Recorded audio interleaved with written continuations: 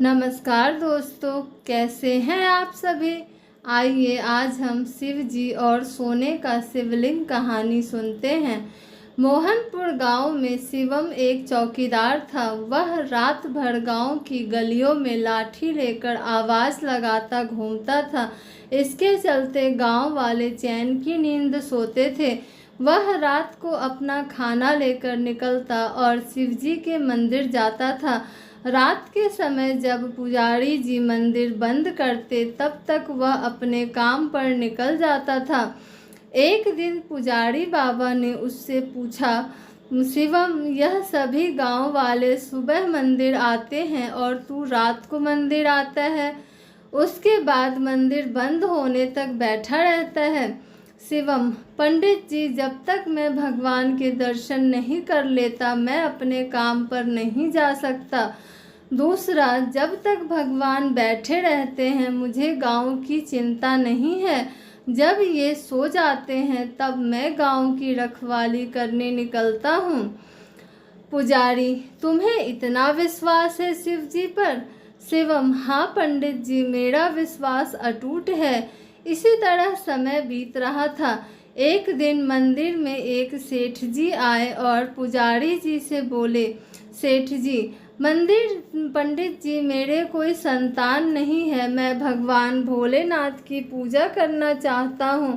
पंडित जी सेठ जी की पूजा करवा देते हैं।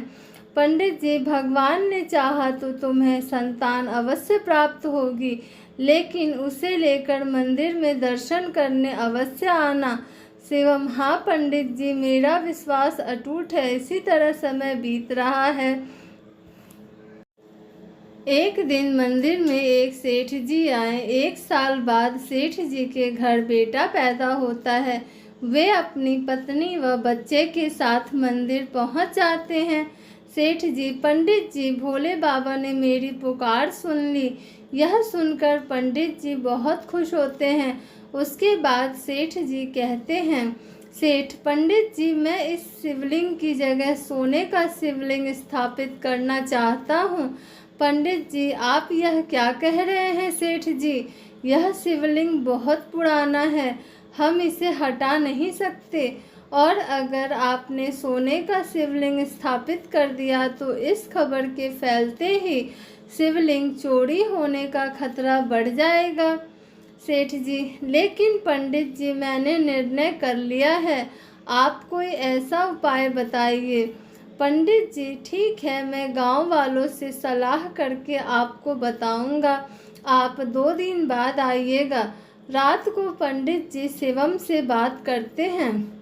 शिवम, पंडित जी, आप चिंता न करें, भोलेनाथ पूरे संसार की रक्षा करते हैं। क्या अपने शिवलिंग की रक्षा नहीं कर पाएंगे? आप एक काम कीजिए, सेठ जी से कहिए इस शिवलिंग को ही सोने से मढ़वा दे। इससे यह शिवलिंग सोने का दिखने लगेगा और इसे हटाना भी नहीं पड़ेगा। पंडित जी, लेकिन चोरों की नज़र में तो यह सोने का शिवलिंग होगा, उन्हें थोड़ी पता है कि यह पत्थर का है। शिवम, आप उसकी चिंता मत कीजिए, सब भोलेनाथ पर छोड़ दीजिए। पंडित जी अगले दिन सेठ जी को सब बता देते हैं।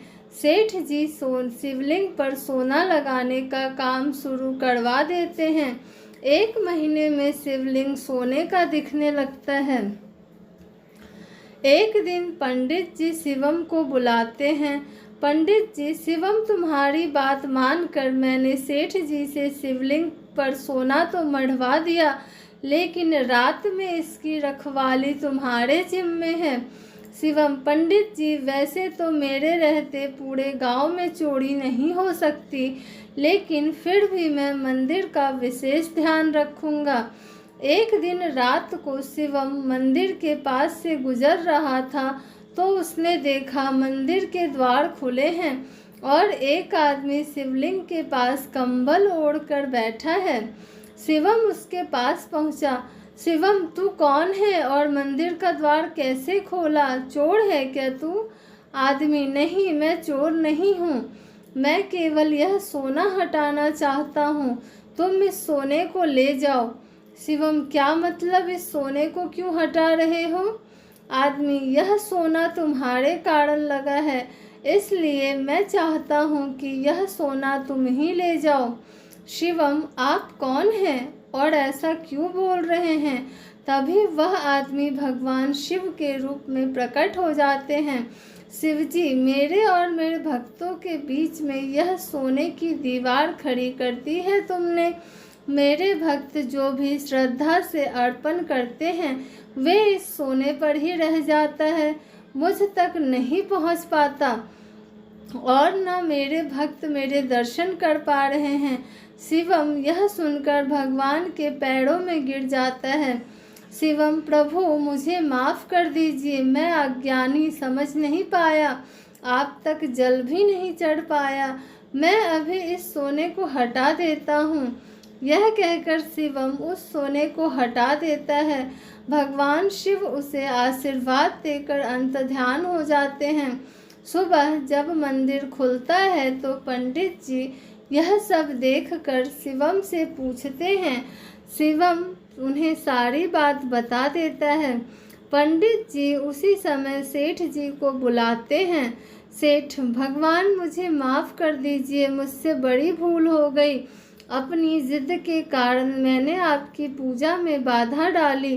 उस दिन से मंदिर में पहले की तरह पूजा होने लगी। सेठ जी ने वह सोना गरीबों में दान कर दिया। जय हो भोले शंकर की। Thanks for watching. Like, share and subscribe.